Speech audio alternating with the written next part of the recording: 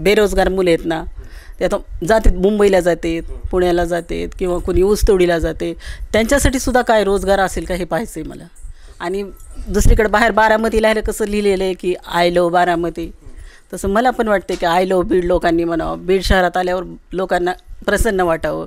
बीड शहराचा जेवढा विकास करता येईल तेवढा आम्ही करू. बीडमध्ये नगरपालिकेच्या निवडणूक जाहीर झाल्यानंतर सर्वच उमेदवार आता प्रचाराला लागले आहेत. डोर टू डोर प्रचार होतो आहे. बीडमध्ये राष्ट्रवादी शरद पवार गटाकडून संदीप क्षीरसागर आणि स्मिताताई वाघमारे यांना निवडणुकीच्या रिंगणात उतरवलं आहे. गेल्या 30 वर्षापासून त्यांना या सगळ्या निवडणुकीचा अनुभव आहे. त्यांच्या घरामध्ये नगरसेवक पद होतं. स्मिताताई वाघमारे सध्या प्रचारामध्ये आहेत. आपण पाहू शकतो या घरामध्ये त्यांची प्रचार फेरी आलेली आहे.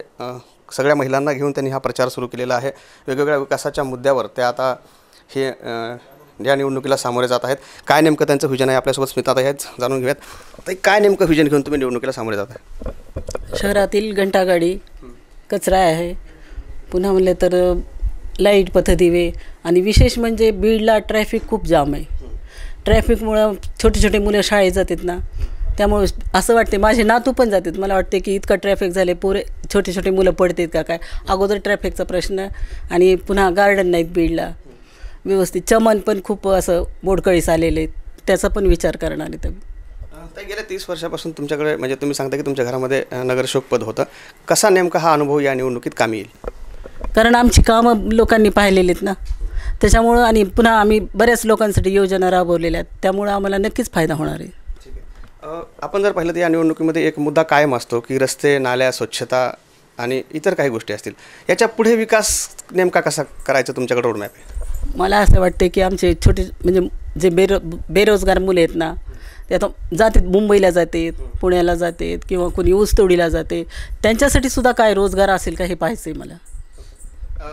जेव्हा तुमची उमेदवारी जाहीर झाली नव्हती त्यावेळेस, म्हणजे अगदी ऐन शेवटच्या क्षणाला हे सगळं झालं, तुम्ही कुठल्या पक्षाकडे उमेदवारी मागितली होती का? कारण तुम्ही नगराध्यक्ष होतात, आणि नंतर हे या पक्षामध्ये जाण्याचा निर्णय का घेतला?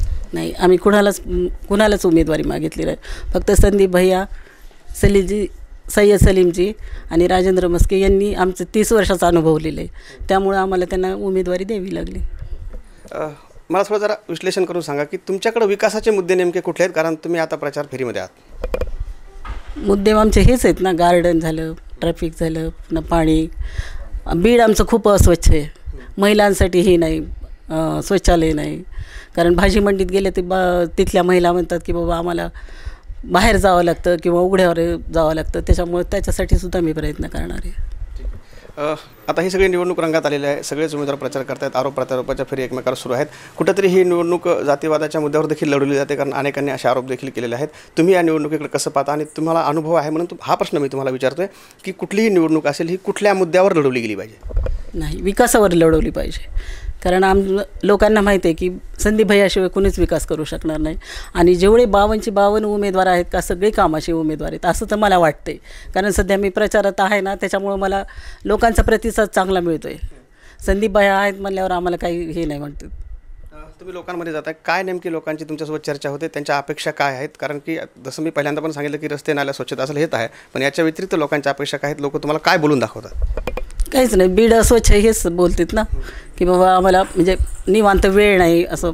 आणि दुसरीकडे बाहेर बारामतीला आहे कसं लिहिलेलं आहे की आय लव्ह बारामती, तसं मला पण वाटते की आय लव्ह बीड लोकांनी म्हणावं. बीड शहरात आल्यावर लोकांना प्रसन्न वाटावं. बीड शहराचा जेवढा विकास करता येईल तेवढा आम्ही करू.